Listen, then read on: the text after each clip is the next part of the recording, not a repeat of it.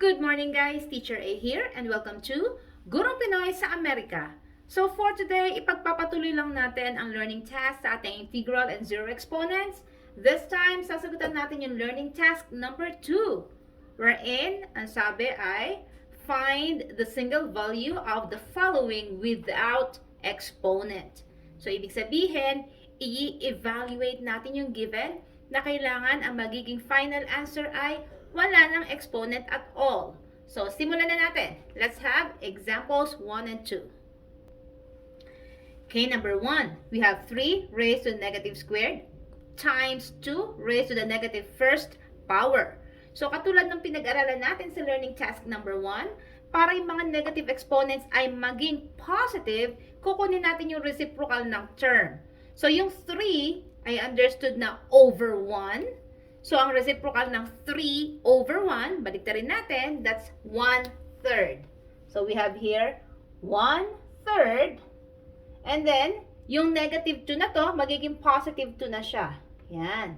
So, naging 1/3 squared na. Times, do the same dito sa kabila. 2 over 1, reciprocal, magiging 1/2 or 1/2. And then, yung negative 1, magiging positive 1. Since 1 ang exponent, therefore, hindi na natin siya isusulat. Pero isusulat ko pa rin siya. Yan, para makita nyo na naging positive na siya. Next, i-evaluate natin. 1 over. Ang 3 squared ay, 3 times 3 ay 9. Times 1/2 to the first power is still 1/2. So, multiply natin. Multiplying fractions. Taas sa taas, baba sa baba. So, 1 times 1 ay 1. Over 9 times 2 ay 18. Therefore, ang sagot natin ay 1/18. Okay? Ganun na kasimple. Next, number 2. 9 to the 0 power plus 9. Again, 0 power. Any number or letter raised to the 0 power is equal to 1. So, therefore, itong 9 to the 0 na to ay 1. Plus, si 9, wala namang ibang nakasulat sa kanya. So, kopyahin lang natin. And then, i-add natin yung dalawang numbers. 1 plus 9 ay 10. So, therefore, ang sagot sa number 2 ay 10. Dali lang, di ba? Next. So, number 3, 5 times 7 to the 0 power plus 4 times 4 to the negative first power. So, simplify natin lahat na may mga exponents. So, we have here 5. 7 to the 0 power is 1. Again, any number or letter raised to the 0 power is equal to 1. Plus 4. I-simplify natin to. Again, para maging positive ang exponent, get the reciprocal. 4 over 1, kasi whole number siya, over 1. I-flip natin, that will become 1/4. So, this is 4 times 1/4. To the first power, hindi ko na siya isusulat. Okay? Now, solving this one, 5 plus 1 ay 5. Times pala. 5 times 1 ay 5. Plus 4 times 1/4. Multiplying a whole number and a fraction. Yung whole number understood to be over 1. So, 4 times 1. Actually, cancellation method. May 4 sa taas, may 4 sa baba. So, ang natira na lang ay 1/1. That is equal to 1. So, 5 plus 1 is equal to 6. Yan. So, kung meron tayong pwedeng gawing shortcut, i-shortcut na natin para hindi na masyado mahaba yung solution. Okay? Next, number 4. 4 raised to the negative first power minus 3 raised to the negative third power. So, again, gawin natin positive yung exponent by getting the reciprocal nito. Si 4 magiging 1/4 to the first, hindi ko na isusulat, minus 3 raised to the negative third para maging negative, para maging positive ang negative. I-flip din natin siya, get the reciprocal. So, naging 1/3 si 3. Then, si negative 3 ay magiging positive 3 na. Okay? Then, evaluate natin to. 1/4 minus 1/3 cubed. Ibig sabihin, 3 times 3 times 3. Tatlong 3, minumultiply. So, that will give us 27. Now, ayan, may fraction tayo. 1/4 minus 127. So, para hindi tayo mahirapan, use the butterfly method na lang. Yung pahilis. So, 1 times 27 ay 27. Minus, ito naman, 4 times 1 ay 4. Over i-multiply yung nasa ilalim. 4 times 27 ay 28, carry 2, 8, 10, 108. Yan, solve natin. 27 minus 4 ay 23 over, kopyahin si denominator na 108. Final answer na ba? Yes, kasi hindi na ito masisimplify. Si 23, prime number siya. So, this is our final answer. 23 over 108. Okay? Next. So, number 5, we have 15 to the 0 power raised to the negative 10th power. So, yung nasa loob, 15 to the 0 power, simplify natin, that is equal to 1. And then si 1, i-raise sa negative 10. So, para maging positive to, reciprocal, that's 1 over 1. 1 to the 10th power. So, kahit na 1 million pa yung ating exponent, it will still be 1.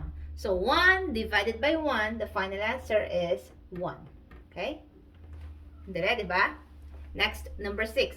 3 to the 4th plus 3 raised to the negative 3rd power.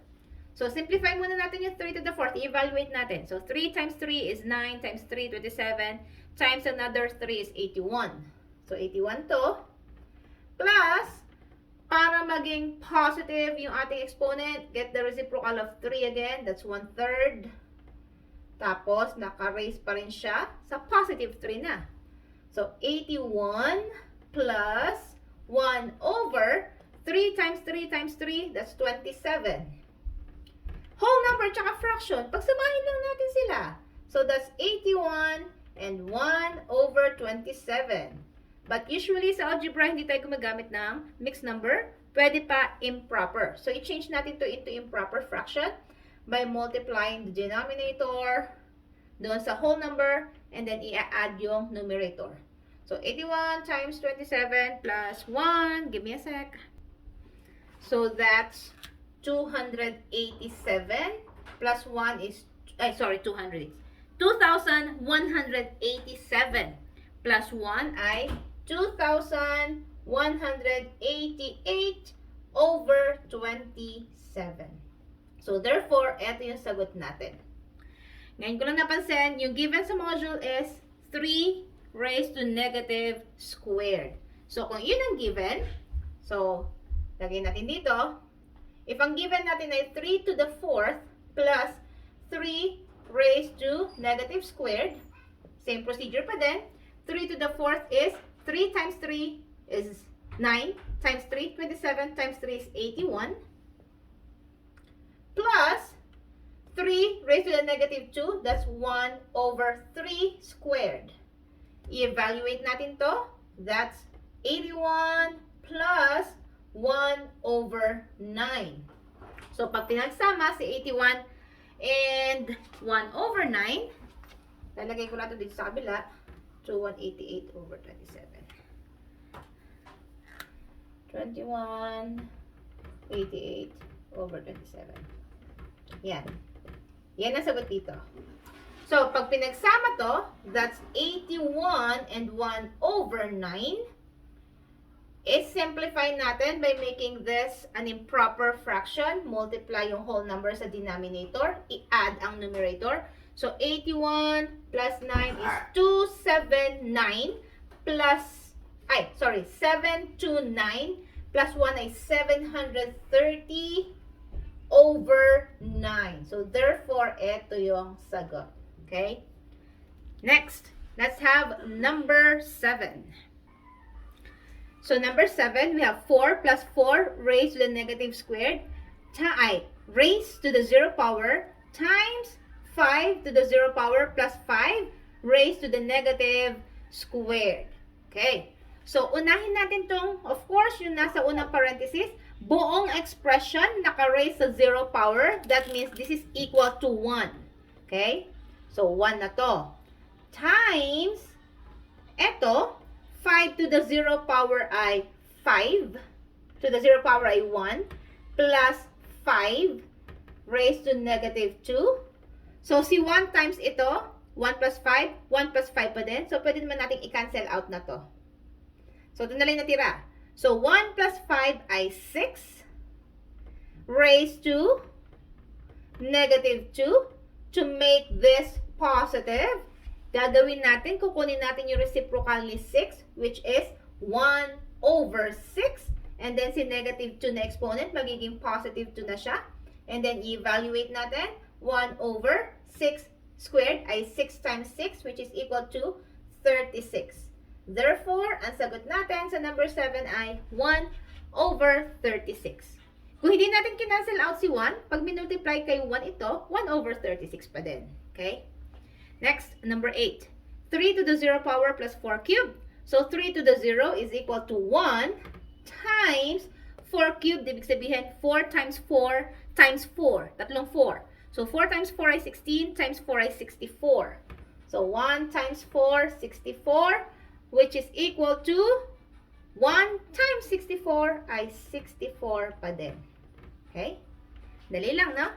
Next, last set, numbers 9 and 10. So, number 9, 6 raised to the 2, sorry, ano ba yan? 6 times negative 8 raised to the 0 power. So, simplify natin yung nasa loob ng parenthesis. Naka-raise siya sa 0 power. So, that means, magiging 1 na to. Again, any number or letter raised to the 0 power is equal to 1. Kaya, naging 1 na lang siya. And then, multiply natin. 6 times 1 ay 6. So, therefore, sagot sa number 9 ay 6. Okay? Next, number 10. Last number, 5 raised to the negative 3. So, para maging positive yon, kukunin natin yung reciprocal ni 5. That is 1 over 5. Si negative 3, magiging positive 3 na. Then, divided by 5 cubed. So, 5 times 5 times 5 ay 125. I-evaluate natin yung may exponent. 1 over 5 cubed pa din. So, that means 125 yon. Divided by 125. Paano mag-divide ng fraction tsaka ng whole number? Kopyahin ang first fraction. 1 over 125. I-change ang division symbol. Magiging times. Kunin yung reciprocal ng pangalawa, which is 125. Then, multiplying this one, this will give us taas sa taas, baba sa baba. 1 times 1 ay 1 over 125 times 125 ay 15,625. So, therefore, ito yung sagot sa number 10. Okay? So, that's it. Kung nakatulong ang aking video sa inyong lesson, kindly give me a like para share to ni YouTube sa iba. Ang dumi ng kamay ko. Now, if you're not yet a member of my community, I'm inviting you to please subscribe kay Teacher A, Gurong Pinay sa Amerika, and also kindly like my FB page with the same name, Gurong Pinay sa Amerika by Teacher A. Okay? So that's it for today. See you on my next video. Paalam!